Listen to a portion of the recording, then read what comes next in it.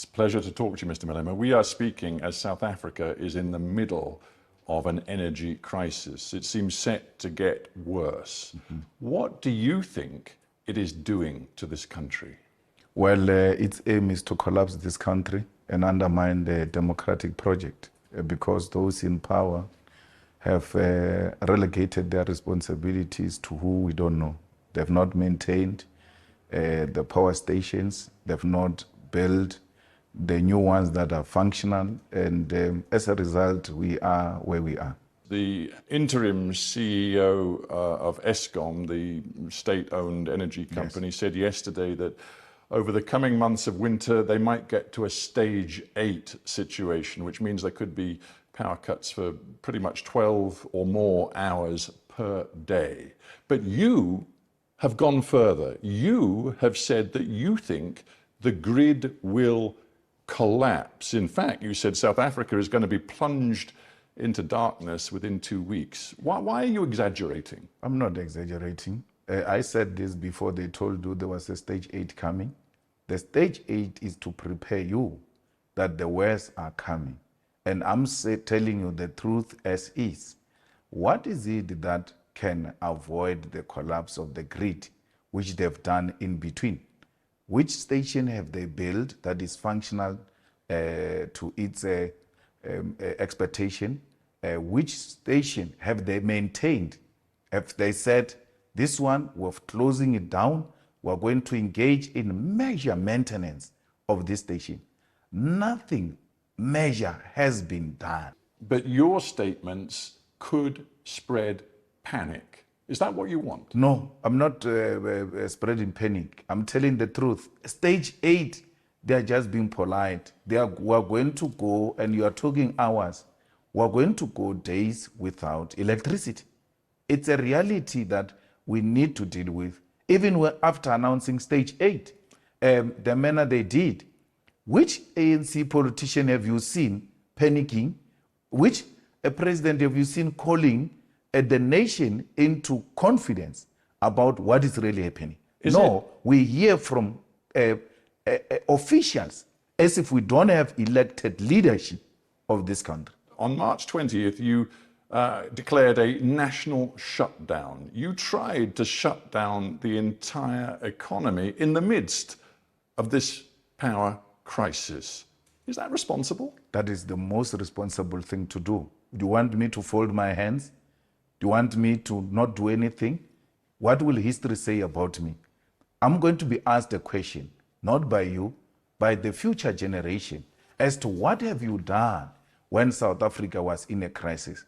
The most logical thing to do is for the president to resign. Was it in Britain where we saw prime ministers in a short space of time resigning one after another because they realized they were not about to carry the national agenda? The president is not carrying the national agenda. We need a government of national unity constituted by all of us who are not driven by political party interest, but the interest of South Africa to resolve this immediate crisis, which will affect all aspects of our lives. National unity, you say. You also said at the time of the national shutdown, this shutdown is the beginning of a revolution. No one can stop it. No army can stop it. No police can stop it. Some of your members put out videos threatening to beat up teachers and police if they went to work. One even threatened to beat up pupils if they went to school. And you talk to me about national unity? But that video of a person who was threatening to beat up pupils if they go to school is an old video. I think HARDTalk should have done its research to now realize that video has been resurfaced to support a certain narrative. There's no such a thing. I'm telling you, there's going to be a revolution.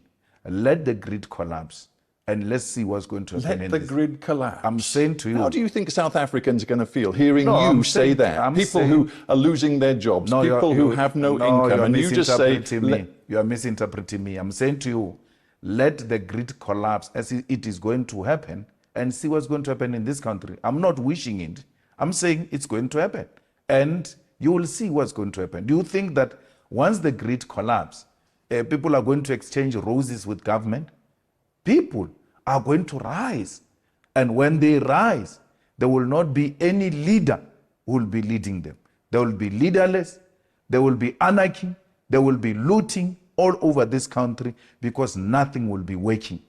So if you think that I was bluffing on the 20th of March, I was just saying to this government and the people of South Africa, something ought to be done to avoid what is possibly coming, which is going to be a leaderless revolution. That's very powerful rhetoric, but the truth is, on 20th of March, according to employers, 70% of workers across the country went to work. One political commentator said that actually the failure of the national shutdown was a, quote, humiliation for Malema. From where we're sitting, the shutdown was successful.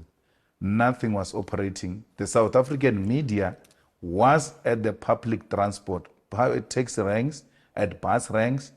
The taxi drivers themselves, the bus drivers themselves have said, we showed up, but there are no people. So if you are going to listen to a desktop, possibly a racist analysis of wanting to undermine the narrative of the success of the shutdown, then that's your own baby to nurse. But the reality is that nothing functioned on that day. You can go to the public broadcaster, you can go to independent media outlets in South Africa to give you the footage of the day, every corner. And what even makes me happy is that even in the rural areas, where normally the revolution never takes place, the people were out in their numbers saying, enough, it's enough.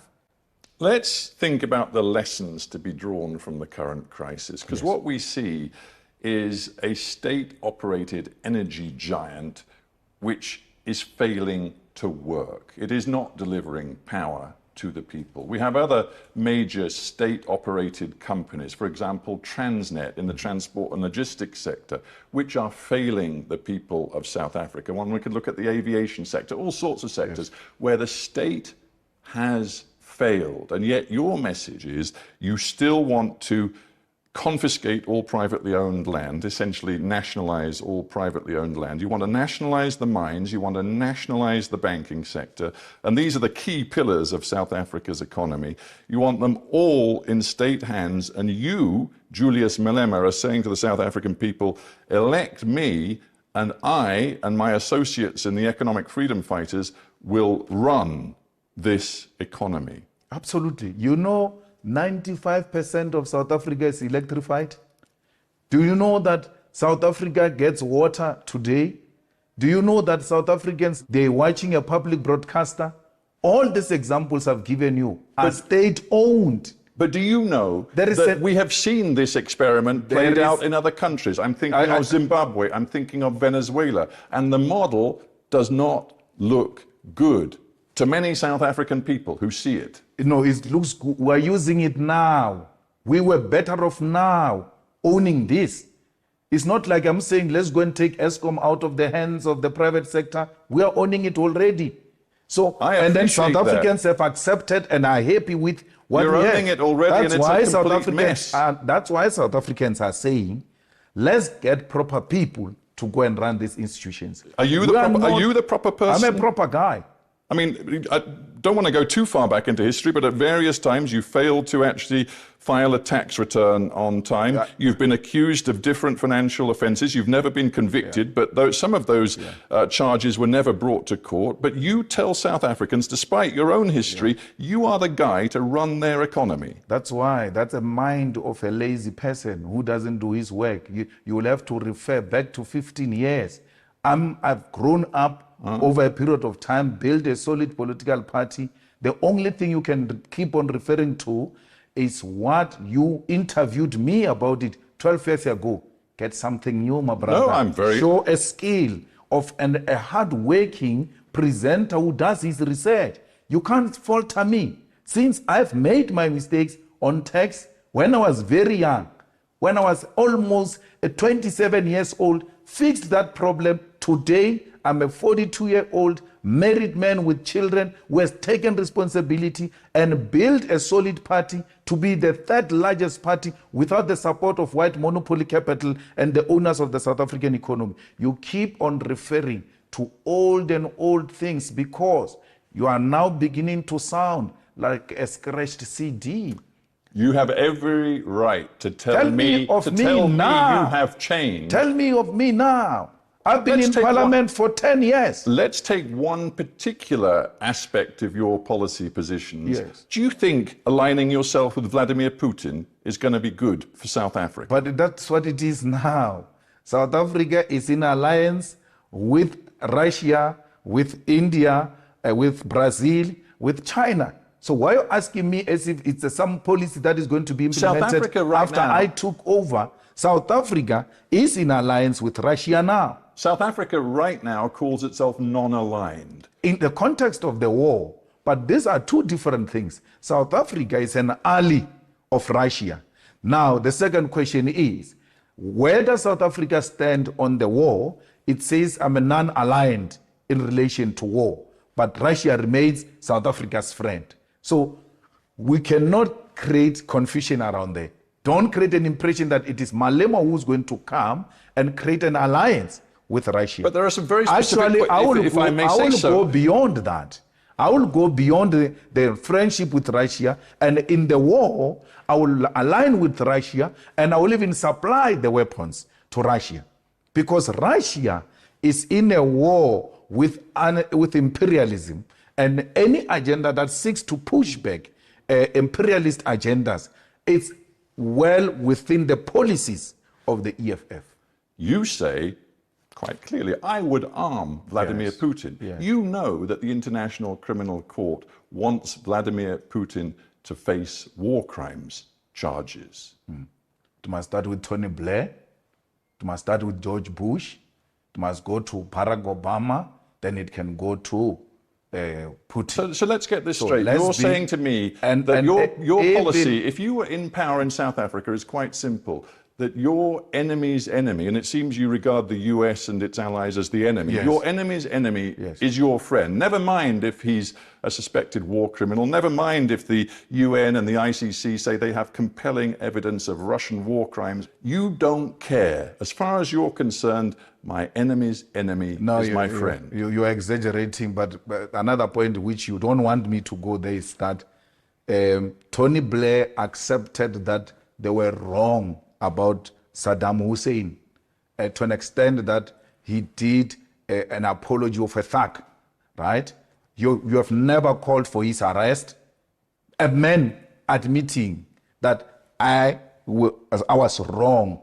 To how many people died there, killed by those people. So all I'm saying is we are with President Putin because it's not enemy of my enemy. It is an anti-imperialist agenda that says the American dominance and its allies should be undermined at all costs. Anti-imperialism, even though Vladimir Putin is quite explicit about his desire to revive a form of empire. He says countries like Ukraine have no right to independent sovereign existence. He appears to believe that the best thing would be to revive an empire, the Soviet empire. But you're anti-imperialist? We are anti-imperialist. That's a debate for another day. The war is not what he's talking. The war is about the expansion. And had there been a common ground found, this could have been avoided. We are not for imperialism, even if it were to come from Russia. If he does that, we'll condemn it. But we know for a fact that progressive forces such as China have also aligned themselves with Putin to try and create an alternative from the imperialist domination of the world. And that's what the EFF is about. You admire China, you admire, it seems, Putin. What you seem to have as a vision for South Africa's future is much more along those lines, authoritarianism than democracy. No, socialism is not authoritarianism. So how can you describe China as progressive? No, it's very progressive. China subscribed to Leninism and Marxism, where the working class control the commanding heights of the economy. And that's what we subscribe for. We are of the means of production being owned and controlled by the states. We want South Africa through the vision and the image of China, where you grow the economy, where you reduce unemployment, where you reduce poverty, and you can't take that away from China. And the state plays the central role with regard to that. That kind of message and the messaging on Russia has seen the rand plunge against the US dollar. Hang on, we see many corporations in South Africa looking at establishing headquarters elsewhere. We see foreign direct investment flatlining in this country. Do you believe that the rhetoric you are using is good for the South African economy? I've been doing this from when you interviewed me 15 years ago when I was young. And therefore you can't say the rand to dollar crisis today is created by this message that I've been spreading for so many years, from my early ages.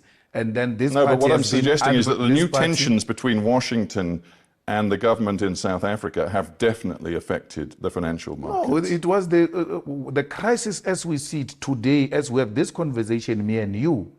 It was worsened by the irresponsible utterances by the ambassador of the USA, who just recklessly, without following the diplomatic protocols, went out to make certain allegations about our country, damaging its good image, and then undermining its sovereignty in terms of choosing who its friends are. And today we see the rand being weak because of such utterances. Why would the rand be weakened by a political posture that says this is what we want to be when we take over government? We want a government that will be owned by the corrupt free. I admire China when it comes to how it deals with crime. I admire China when it comes to how it deals with infrastructural development. I admire China on how it has dealt with poverty and unemployment. How would that weaken the rand? Is that not what the investors want for all of us? The most likely way that you can get a grip on some power in this country is by forming a coalition with the ANC after the next election. You could have a role if you were to do a deal with the ANC. Are you ready to do it? The reality is that the EFF is the only organization that is growing, and that the DA and the ANC, the DA, which is the official opposition, ANC, which is the ruling party, are both significantly declining to a point where the DA called us the enemy number one. Why did they do so? Their own internal research tells them that the EFF has overtaken you. That's how much our policy position has attracted the people of South Africa. We are not going into coalition for positions. We are going to say anyone who wants to work with us, and we've said this before, and that's why we're not working with anyone in the local governments. If you want to work with us, you are going to expropriate land without compensation. You are going to nationalize the mines. You are going to establish a state-owned bank. You are going to make sure that we fight crime fire by fire to make this country a safer place. Those are just but minimal, non-negotiable points that will engage with anyone who wants to work with us. All of that, non-negotiable. non-negotiable. On that basis, it's hard to imagine you can make a coalition with anyone. ANC was more than willing. Actually, ANC was at a point of signing with us on expropriation of land without compensation. Remember, we even put this in Parliament. How did it pass to a point where Parliament had to do an investigation if the ANC was not agreeing? We were almost at the edge of getting a deal. And some young ANC clowns decided to vote against this. But we're not going to retreat in returning the land back into the hands of our people. And don't tell me about Zimbabwe. This is going to be done through a democratic means, like we did, in consultation with all South Africans, black and white, on how best do we get the rest of our people owning the land and other strategic sectors of the economy. You know there are some South Africans, and let us be blunt, many white South Africans, who fear Julius Malema. Some of them have said to me, if Malema gets to power or close to power, I will leave this country. Do you welcome their fear, or do you want to find ways to overcome their fear? I don't welcome their fear. Stephen, they said that about Mandela, the most celebrated Mandela. You're talking about me. They said if Mandela, a prisoner, becomes the president who will live in this country, and they left. I was in the Val River the other day, looking at some of the houses that whites abandoned in 1994 when Mandela became a president. They are not scared of Julius Malema.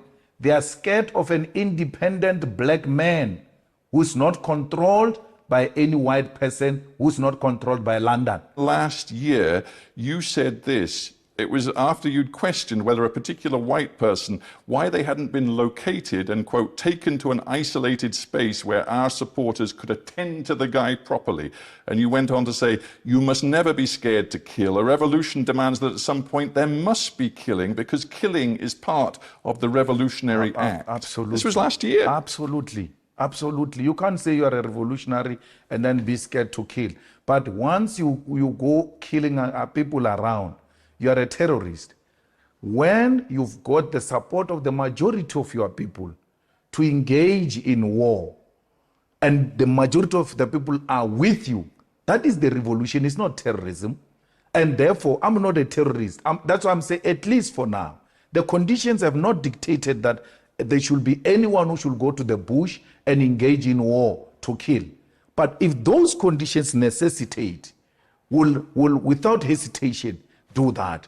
The same way the generations before us, when conditions necessitated, they were not scared to take up guns and shoot to kill.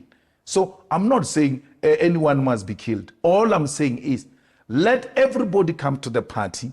Let's build this one country and give away our privilege for the privilege of all. Your vision of South Africa's future, will it come through the ballot box, or will it come through what you call a revolution? It will come through the ballot box. A ballot box that produces a revolutionary party will unleash the revolution. And the revolution, when it is unleashed through democratically elected government, is the changing of the system, where you radically defeat capitalism and introduce a socialist state. We still believe in the EFF, fundamentally so, that the power to the people must be ushered in through the ballot. And nothing else must be looked at except the ballot. However, when the need arises to defend ourselves through whatever means necessary, we'll do so without hesitation. Julius Malema, sadly, we're out of time, but I thank you very much for joining me on Hard Talk. Thank you.